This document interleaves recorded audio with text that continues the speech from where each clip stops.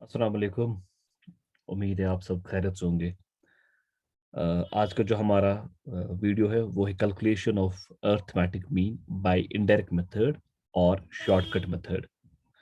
और सवाल यहाँ पर है मार्क्स ऑब्टेन्ड। हमारे पास एक्स है 16, 18, 20, 19, 11, 14, 17, 12, 13 एंड 20।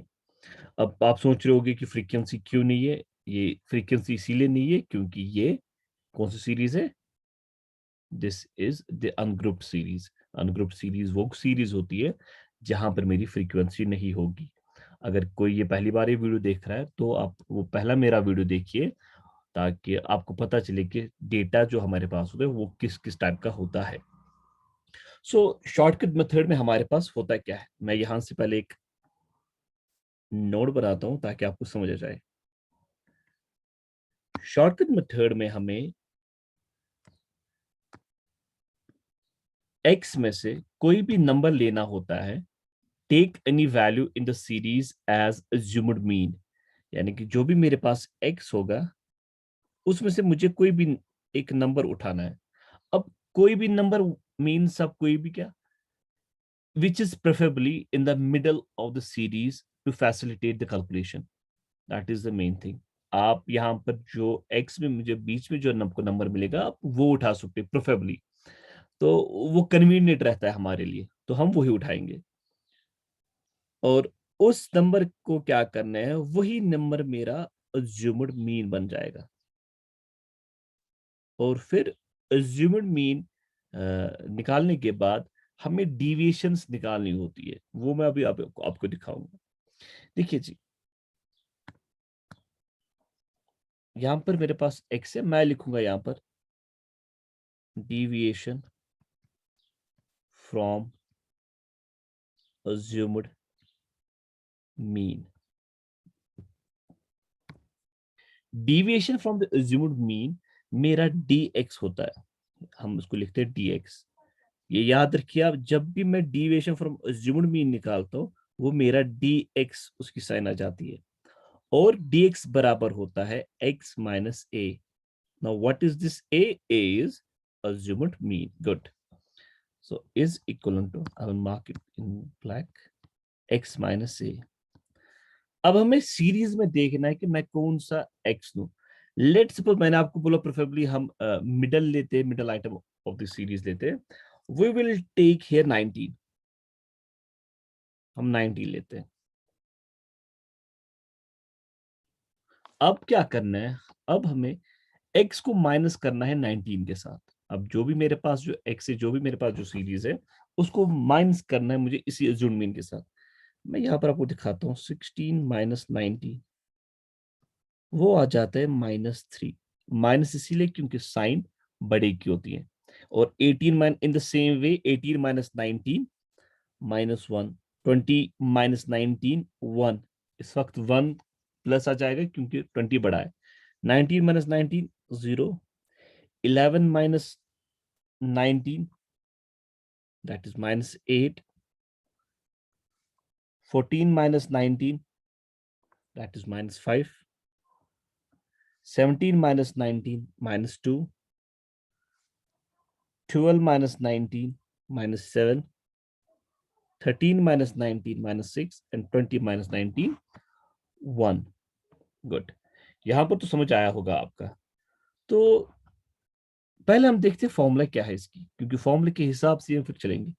फॉर्मूला इसकी है x bar is equal to a plus summation of dx divided by n। याद होगा कि n यहां पर क्यों आएगा, f क्यों नहीं, क्योंकि यहां पर फ्रीक्वेंसी नहीं है, यहां पर खाली मेरे पास नंबर आ जाएगा।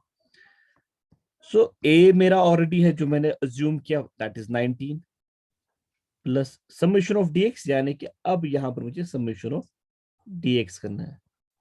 और जब मैं वो करता हूं मेरे पास आ जाता है -3 -1 +1 -8 -5 -2 -7 -6 +1, वो आता है मेरा -30। और यही -30 यहां पर चला जाएगा। और डिवाइड में n मतलब कितने आपके पास नंबर है। हमारे पास 10 है, x bar is equal to 19। पहले मैं साइंस कुछ सॉल्व करता हूँ। Plus minus minus 30 divide by 10, ये जीरो कट, और x bar 19 minus 3 that is 16। ये है इसका मीन। अगर आप 19 के बदले कोई भी नंबर उठाओगे उसमें भी मेरा आंसर 16 ही आ जाएगा। आई होप ये आपको समझ आ जाए। जो अब हम दूसरा जो हम सवाल करेंगे वो हम देखेंगे ग्रुप सीरीज में वो कैसे होता है। हमारे पास अब सवाल है calculation of arithmetic mean using indirect method, जो अब हम कर रहे हैं। अब यहां पर हमारे पास दो कॉलम्स है, एक में है वेजेस और दूसरे में है नंबर ऑफ वर्कर्स। अब मैं आपसे बताता हूं, मैं आपसे पूछता हूं कि बता दीजिए मुझे वेज मेरा एक्स बनेगा या ये मेरी फ्रीक्वेंसी है। आप अगर आप सवाल कर रहे हो ये तो आपको अंडरस्टैंड आना चाहिए कि वेज मेरा एक्स बनेगा और नंबर ऑफ फ्रीक्वेंसीज मेरी एफ बन जाएगी, क्योंकि नंबर ऑफ फ्रीक्वेंसी मतलब मेरी फ्री नंबर ऑफ वर्कर्स मतलब नंबर कितने हैं मेरे पास, और वो नंबर होता है फ्रीक्वेंसीज का। अब सेम थिंग, पहले हम फॉर्मूला देखेंगे क्या है, x bar is equal to a plus summation of. अब यहां पर एफ डी एक्स इसीलिए आ जाएगा क्योंकि यहां पर फ्रीक्वेंसी है। जो हमारा जो प्रीवियस वीडियो था या प्रीवियस सवाल था उसमें हमारे पास फ्रीक्वेंसी नहीं थी, इसीलिए वहां पर फॉर्मूला आई थी dx खाली, वहां पर f नहीं था। अब यहां पर हम क्या करेंगे काम, we will find the dx deviation from assumed mean, वो बराबर होता है x minus a. Good. A, अब बहुत सारे स्टूडेंट को कंफ्यूजन होता है कि सर हम ए अब फ्रीक्वेंसी में उठाए कि एक्स में। याद रखिए रखिए जो ए है वो आपको एक्स में ही लेना है, या तो आप बीच वाला लोगे। यहां पर अगर मैं देखूंगा 300 है, मैं ये भी ले सकता हूं, मैं 200 भी ले सकता हूं, मैं 400 भी ले सकता हूं, या यहां पर आप देखिए जिसकी फ्रीक्वेंसी हाईएस्ट है आप वो भी ले सकते हो। अभी मैंने 300 लिया ताकि आपको भी समझ आ जाए। ए 300, आप यहां से नीचे या ऊपर लिखे उसको 300। अब x माइनस ए, एक्स हमारे पास 100 है, माइनस 300 दैट इज माइनस 200। उसी हिसाब से 200 minus 300 minus 100, 300 minus 300 that is 0, 400 minus 100 that is plus 100। Good. 500 minus 300 that is 200। अब फॉर्मूला के हिसाब से मेरा ए निकला। एफ देखिए पहले, समेशन ऑफ एफ मेरा है 10, 14, या आता है मेरा 19, यानी कि समेशन ऑफ एफ भी मेरा निकला।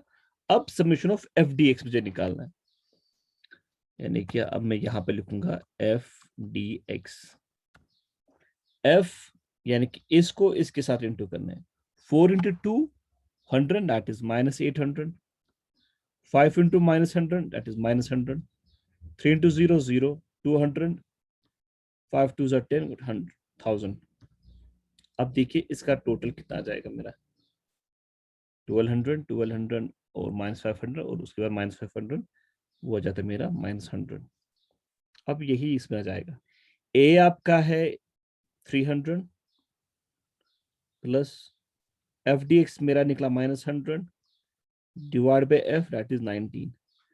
जब मैं इसको सॉल्व करता हूँ 100 plus minus minus 100 divide by 19 that is 300, 100 divide by 19 वो आ जाता है 5.26, और ये आ जाता है मेरा 294.76। This is the mean of this question. I hope आपको ये समझ आया होगा। और इसी तरीके से अगर अब मुझे कंटिन्यूस सीरीज में यही सवाल या कंटिन्यूस सीरीज में यही मेथड करना होगा, तब मेरे पास क्या कौन सी फॉर्मूला होती है या करना होता है, फॉर्मूला सेम है। बस आप देखिए जो मैं वीडियो इसके बाद जो हमारा सवाल है वो आप जरूर देखिए, क्योंकि आपको पता चलेगा तब हमें क्या करना क्या होता है। अब सवाल मेरा है हमारे पास एक्स है और फ्रीक्वेंसी है, और हमें मीन निकालना है इनडायरेक्ट मेथड से। अब ये कौन सी सीरीज है? This is continuous series. अब यहां पर सर हमें करना क्या है? सबसे पहले, मगर आपने वीडियो देखे होंगे मेरे, मैंने आपको बोला जब भी मेरे पास कंटिन्यूअस सीरीज आ जाती है, आपको पहले क्या निकालना होता है? Mid value. गुड। यानी कि मैं x लिखूंगा यहां पर, आप x को लिख सकते हैं। सो मिड वैल्यू का तरीका मैं फिर से बताता हूँ। मिड वैल्यू का तरीका होता है L1 plus L2 divide by 2। Class interval में देखिए 0 प्लस 10 डिवाइड बाई 2, वो आता है 10 डिवाइड बाई 2, वो आता है 5। यानी कि मेरा पहला 5 आ जाएगा। उसके बाद 10 प्लस 20 डिवाइड बाई 2, वो मेरा आ जाता है 15। और इसकी शॉर्टकट ट्रिक भी मैंने बोली है आपको क्या है, उस लिहाज से मैं दूसरा जो मेरा आ जाएगा वो आएगा 25, 35, 45, 55, 65। जिन लोगों को ये नहीं मालूम है कि कैसे निकालना है, वो पिछले मेरे पुराने वीडियोस देख सकते हैं। उसके बाद फॉर्मूला पहले देखिए क्या है। फॉर्मूला बिल्कुल इजी है, जो हमने अभी तक फॉर्मूला किए वही फॉर्मूला है। A plus summation of F D X divide by summation of F. ये अब वही सवाल बन गया। अगर मैं इसको इग्नोर कर रहा हूं, इस पार्ट को अगर मैं इग्नोर करूंगा, ये वही सवाल बन गया जो हमने पीछे देखा था, पुराने ये क्वेश्चन में हमने जो देखा था, एग्जैक्टली वही बन गया। अब क्या करना है? पहले dx वो बराबर होता है x माइनस ए। और a कितना है आपके पास? अब सवाल है सर a क्या है? वहां पर तो x लेफ्ट साइड से था और फ्रीक्वेंसी राइट साइड से थी। नहीं, ये सेम है। आप देखिए x, x आपका देखो मिड वैल्यू या मिड पॉइंट देखो, आप कौन सा आप लोगे? आप इस वक्त let's say not to take any mid value, हम 25 लेते हैं। हमने जी यहाँ पर 25 लिया। 5 minus 25 minus 20 minus 10 0 20 35 minus 25 10 20 30 and 40। Good. उसके बाद एफ डी एक्स, एफ को किसके साथ इंटू करना है? डी एक्स के साथ, यानी कि ये एक्स इस डी एफ के साथ इंटू हो जाएगा। 2 into 20 minus 40, 5 into 10 minus 50, 10 into 0 0, 50 into 10 150, 12 into 20 240, 4 into 30 that is 120। ये प्लस में है। 2 into 40 that is 80। अब टोटल देखिए इसका कितना है? Summation of F D x वो है 500, और समेशन ऑफ एफ मेरा है 50। अब यही वैल्यूज इसमें चले जाएंगे। एक्स बार ए कितना है आपका? यहां से देखिए 25, summation of F D x 500, summation of F 50। इसका वैल्यू आ जाता है क्या है? वो आ जाता है 35। Thus, the arithmetic mean of this data is 35। I hope आपको ये 3 सवाल जो मैंने आपको दिखाए, ये आपको समझ आए होंगे। तो please do subscribe, do share and do view all my videos, ताकि आपको समझ आ जाए कि डेटा किस टाइप का होता है, कौन सी फॉर्मूला हमें कब इस्तेमाल करनी है, और सवाल किस टाइप के हमारे पास आ जाते हैं। Thank you so much.